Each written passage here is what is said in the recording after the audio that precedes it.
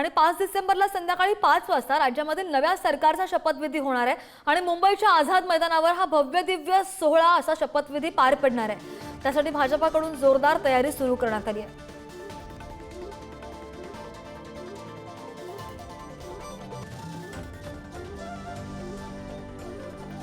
शपथविधीसाठी 15,000 जणांना निमंत्रित केले जाणार आहे आणि पंतप्रधान मोदींसह केंद्रामधील भाजपचे बडे नेते सुद्धा यावेळी उपस्थित असतील। विविध राज्यांमधील भाजपचे उपमुख्यमंत्री सुद्धा उपस्थित राहण्याची शक्यता। अधिकची माहिती घेऊयात आमचे प्रतिनिधी सुशांत सावंत आपल्या सोबत आहेत। सुशांत, बऱ्याच दिवसांपासून चर्चा होती, अखेर या शपथविधीला मुहूर्त मिळालाय आणि जय्यत तयारी अगोदरपासून सुद्धा सुरू होती। काय तयारी सुरू आहे सध्या आझाद मैदानावर या शपथविधी सोहळ्याची?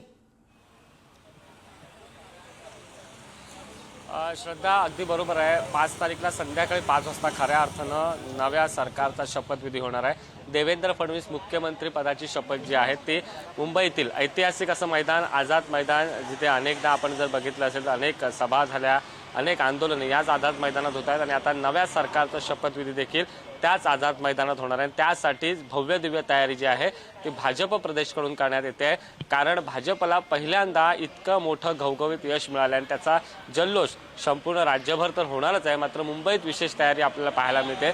जवळपास 15,000 निमंत्रित पदाधिकारी असतील, मोठे उद्योजक असतील, त्याचसोबत संत असतील, काही महंत असतील, सामाजिक क्षेत्रातील दिग्गज व्यक्तिमत्व असतील, त्याचसोबत क्रीडा क्षेत्र असेल, बॉलिवूड असेल, प्रत्येक क्षेत्रातील दिग्गज व्यक्तिमत्वाला या ठिकाणी शपथविधी सोहळ्याला निमंत्रण देण्यात येणार आहे आणि तशी तयारी देखील करण्यात येते। भाजप शासित जी राज्य आहेत, भाजपची ज्या ठिकाणी भाजपचं सरकार आहे त्या भागातील भाजपचे मुख्यमंत्री आणि उपमुख्यमंत्री, त्यासोबत भाजपचे त्या राज्यातील मंत्री जे आहेत त्यांना देखील निमंत्रण देण्यात येणार आहे। आणि विशेषतः आपण जर बघितलं असेल तर देशाचे पंतप्रधान नरेंद्र मोदी हे स्वतः या शपथविधी सोहळ्याला उपस्थित राहणार आहेत। केंद्रीय गृहमंत्री अमित शाह असतील, भाजपचे राष्ट्रीय अध्यक्ष JP नड्डा असतील, त्यासोबत भाजपचे सर्व केंद्रातील मंत्री जे आहेत ते या शपथविधीला उपस्थित राहणार आणि त्याच दृष्टिकोनातून जे आहे ते आझाद मैदान येथे तयारी करण्यात येते।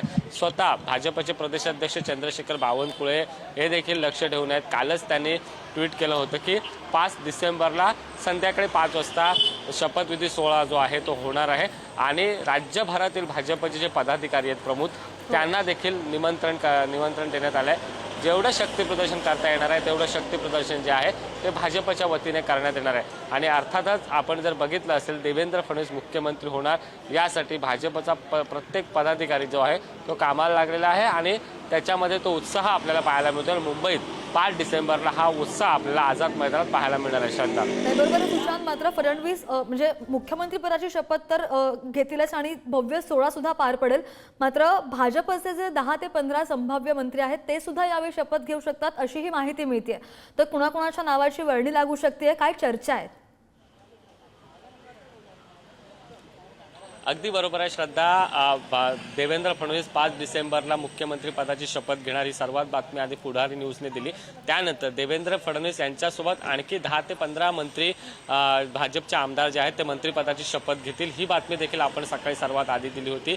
जी माहिती मिळते त्यानुसार भाजपमधील काही ज्येष्ठ मंत्री जे आता मंत्री राहिलेले आहेत आणि काही ज्येष्ठ आमदार जे आहेत आणि काही तरुण आमदारांना यामध्ये यांचा समावेश असणार। यामध्ये जर आपण प्रामुख्याने पाहिलं असेल तर मागील काही दिवसांपासून हिंदुत्वाच्या भूमिकेवर भाजपचे आमदार नितेश राणे आक्रमक आहेत, त्यांचा देखील या मंत्रिमंडळात समावेश असू शकतो। आपल्याला एका भाजपच्या वरिष्ठ नेत्याने ही नावं सांगितली, त्यामध्ये गोपीचंद पडळ धनगर समाजातील एक महत्त्वाचं नाव आहे, ते देखील आझाद मैदानात देवेंद्र फडणवीस यांच्यासोबतच शपथ घेऊ शकतात अशी आपल्याला माहिती मिळते।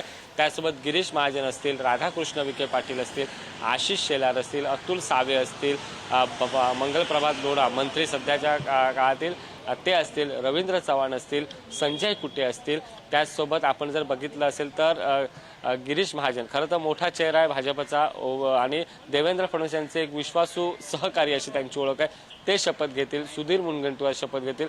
असे अनेक 10 ते 15 महत्त्वाचे नेते, भाजपचे महत्त्वाचे काही मंत्री असतील, काही तरुण तरफदार आमदार असतील, यांचा शपथविधी जो आहे तो या दिवशी पार पडणार आहे। मात्र आता शिंदेंच्या शिवसेनेकडून काय भूमिका घेतली जाते, त्यांचे कोण कोण सहभागी मंत्री त्या शपथविधी सोहळ्यात शपथ घेणार आहे हे पाहणं तितकंच महत्त्वाचं ठरणार आहे, कारण त्यांच्याकडून अजूनही कोणतीच भूमिका स्पष्ट करण्यात आली नाही। एकनाथ शिंदे दरेगावात आहेत, ते उपमुख्यमंत्री पदाची शपथ घेणार आहेत का? कारण कारण त्यांना उपमुख्यमंत्री पदाची ऑफर देण्यात आलेली आहे.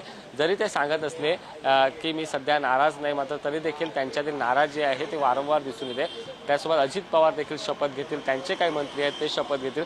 त्यामुळे कुठेतरी येत्या 1-2 दिवसात जे आहे ते चित्र स्पष्ट होईल आणि त्यानंतर ज्या नव्या सरकारचा दमदार शपथविधी सोहळा जो आहे तो आझाद मैदानात पार पडेल. आपल्याला भाजपची 10 ते 15 लोकांची नावं समजली आहेत. त्यामध्ये आपण मागे सांगितल्याप्रमाणे महत्त्वाचे नेते आहेत. आता राष्ट्रवादीच्या अजित पवार यांच्याकडून कोण शपथ घेत आहेत, अजित पवार यांच्यासोबत कोण मंत्री त्यांच्या मंत्रिमंडळात येतील हे बघावं लागेल. आणि एकनाथ शिंदेंनी उपमुख्यमंत्री पदाची शपथ घेत आहेत का की इतर कोणाला उपमुख्यमंत्री करतात हे देखील पाहणं तितकंच महत्त्वाचं ठरणार आहे. श्रद्धा.